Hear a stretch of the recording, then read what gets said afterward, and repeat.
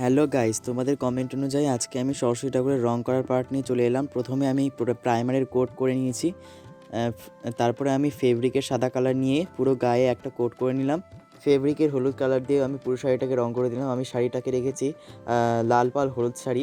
তো আপনারা চাইলে সাদা কালারের শাড়িটাও করতে পারেন, লাল পাল সাদা শাড়ি। তারপরে দেখুন এখানে সবুজ কালারের একটা ব্লাউজ পরিয়ে দিলাম।